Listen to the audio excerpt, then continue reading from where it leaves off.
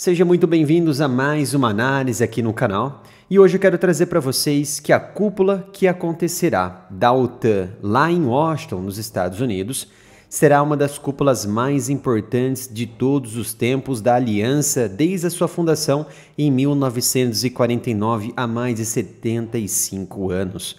É onde será discutido e também decidirão o futuro da Europa, o futuro da aliança e principalmente a guerra em curso no leste europeu.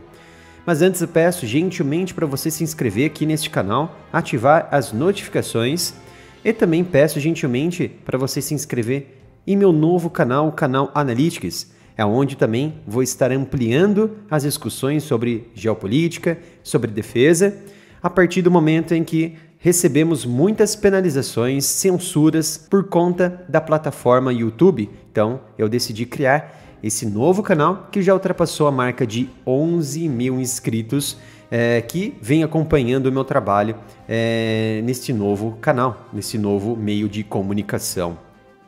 Então no dia 9 e até o dia 11 de julho, lá em Washington, nos Estados Unidos, os líderes da OTAN, os membros, mais ali de 30 membros no total, né? Claro, 32 membros que fazem parte dessa grande aliança, o maior bloco militar do mundo, vão se reunir e discutirão em Washington muitas questões envolvendo as próximas estratégias políticas, militares e também de defesa da aliança em todo o mundo. E é uma cúpula histórica porque marca os 75 anos desde a fundação da própria aliança, em 1949, e essa reunião ela acontece claramente em um momento perigoso da história, tanto da humanidade quanto da OTAN, com a aliança enfrentando uma guerra na Europa em meio a várias crises globais. Porque eu disse que vem enfrentando uma guerra lá no leste europeu, porque de fato a OTAN já luta diretamente contra a Rússia.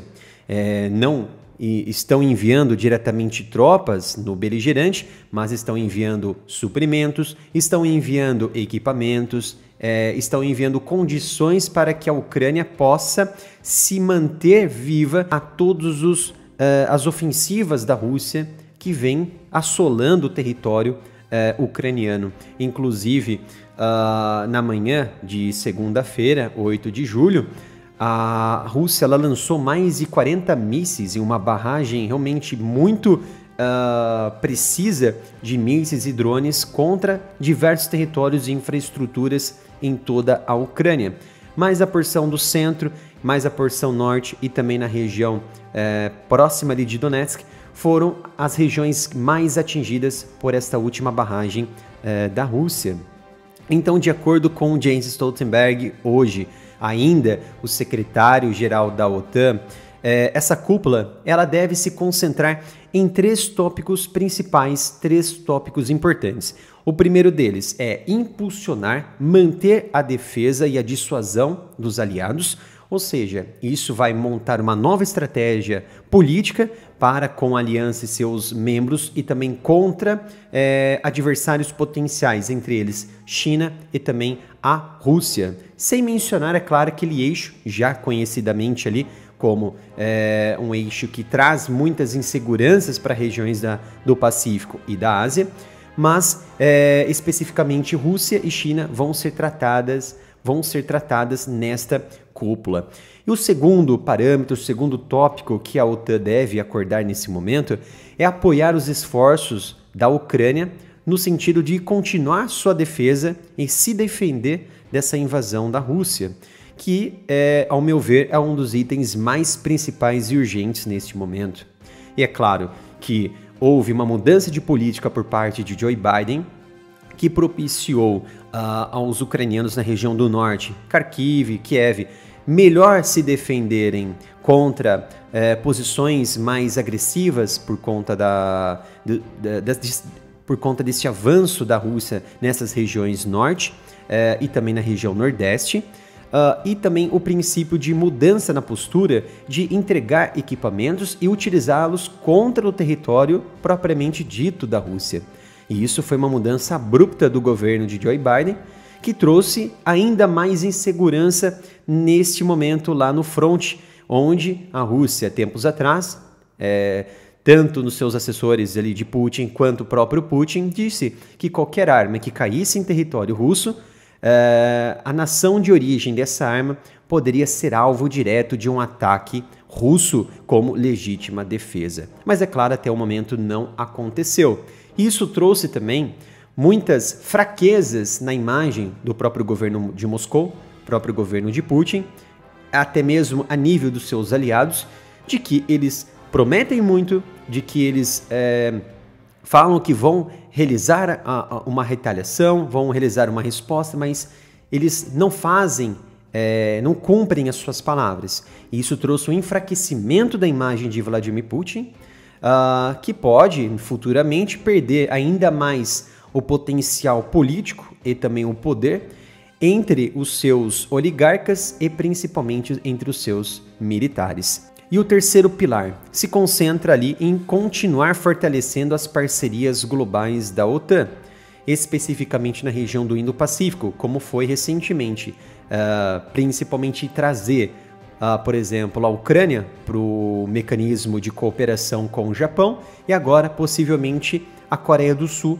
deve estreitar ainda mais esses laços com a Ucrânia e assim enviar equipamentos para os ucranianos que vêm sendo apoiados pelos membros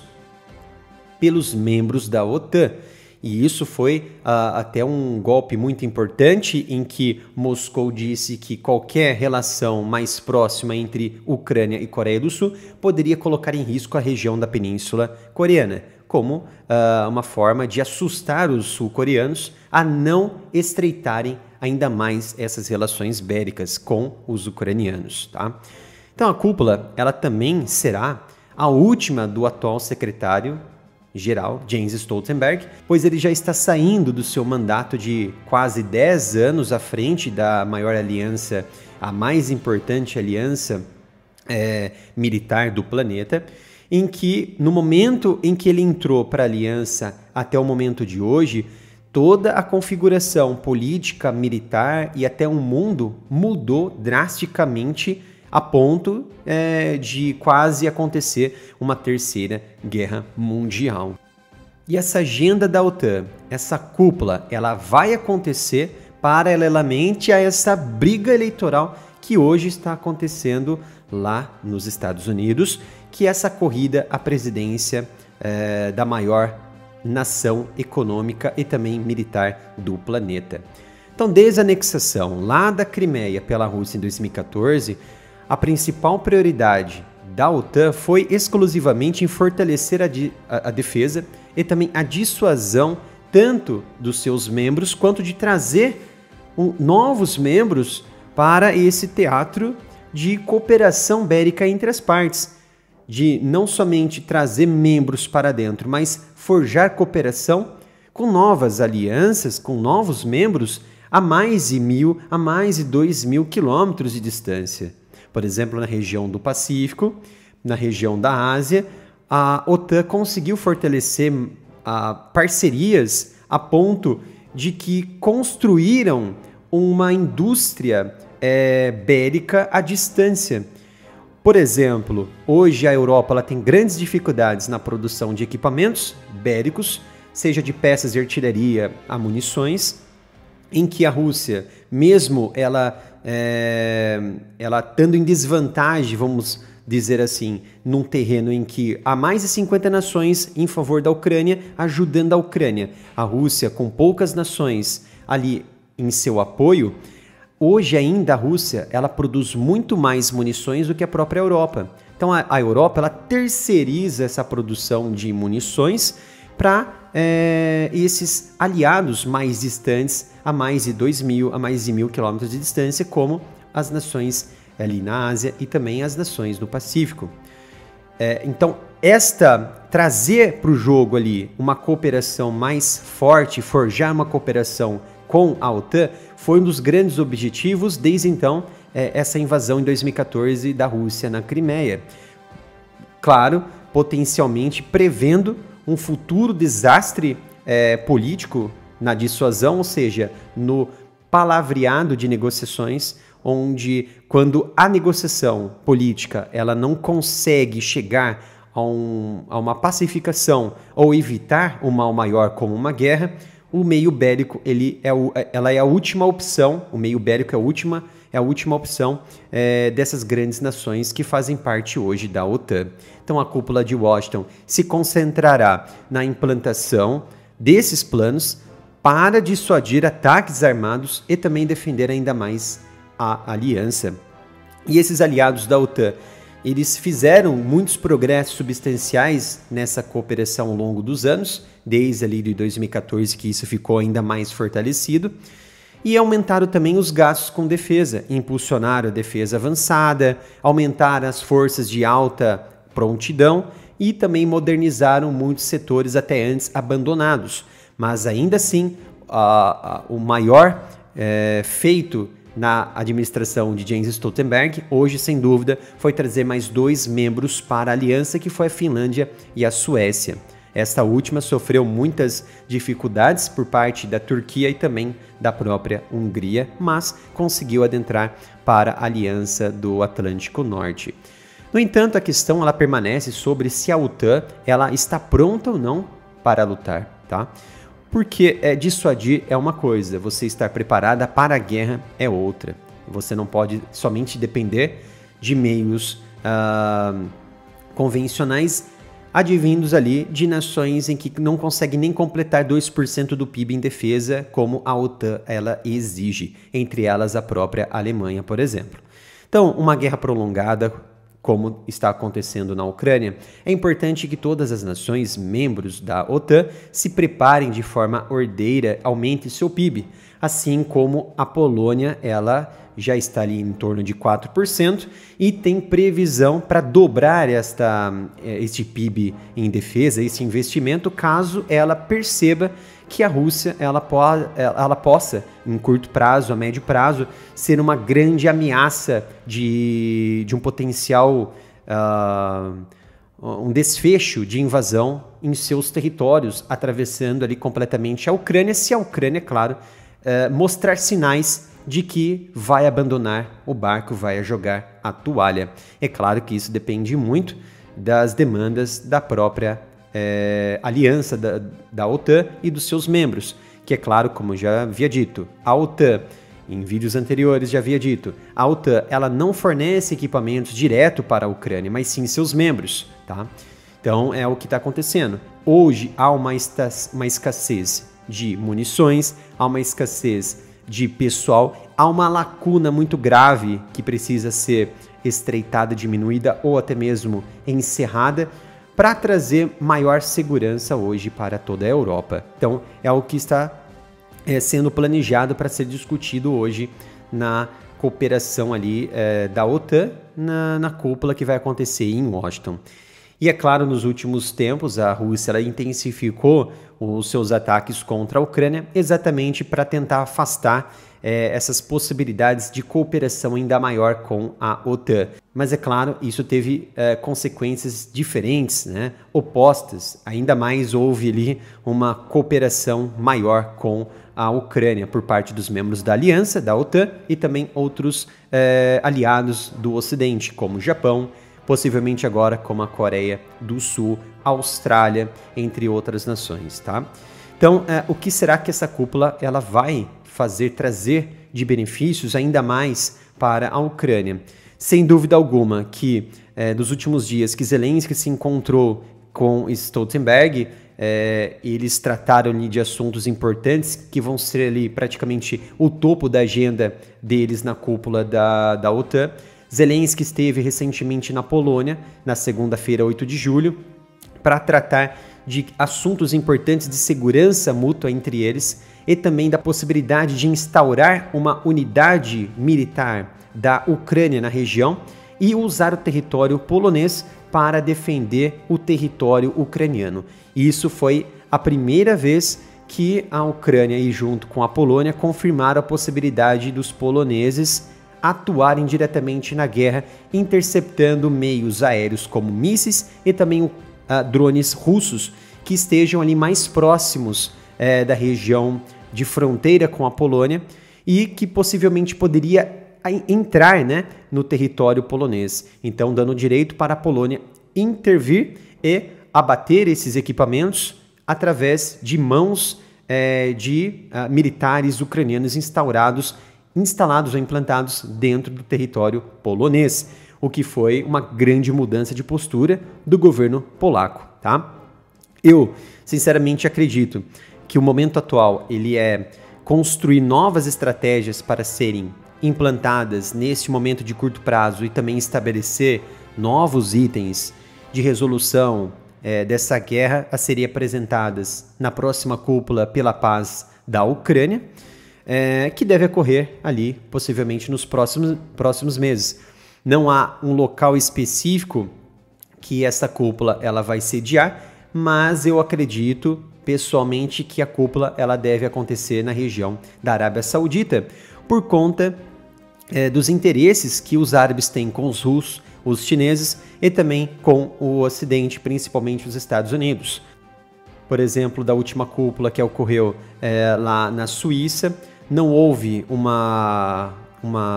um desfecho favorável para o fim da guerra e até mesmo China e a Rússia elas não participaram desta cúpula. E isso foi até mesmo alertado pelos árabes na figura do porta-voz ali do governo, das relações exteriores dos sauditas, de que um acordo de paz só seria possível com a presença dos russos e dos chineses. E os árabes são ali, vamos dizer assim, peças neutras nessa possibilidade de negociações de paz nesta guerra que está acontecendo hoje lá no leste europeu. Então, eu acredito possivelmente que essa cúpula ocorra lá na região, tá, do Golfo Pérsico. E a cúpula de Washington ela também pode render mais compromissos de assistência prática à Ucrânia, como já havia destacado. A Ásia ainda pode ser ali um grande centro de apoio para o Ocidente, como, por exemplo, também para a Ucrânia. A Coreia do Sul poderia estreitar mais relações com a Ucrânia enviando equipamentos, munições, atendendo exatamente às necessidades de Kiev, do governo de Zelensky, a partir do momento em que a Rússia ela firmou um pacto de defesa com a Coreia do Norte, com Kim Jong-un. E isso ameaçou os interesses, ameaçou todo o território da Coreia do Sul, que viu ali praticamente cercada diante de um crescimento dos seus inimigos, tanto da China quanto da Rússia e agora da Coreia do Norte. E para encerrarmos aqui, sem dúvida que o tema também principal vai ser a discussão do novo secretário-geral da OTAN.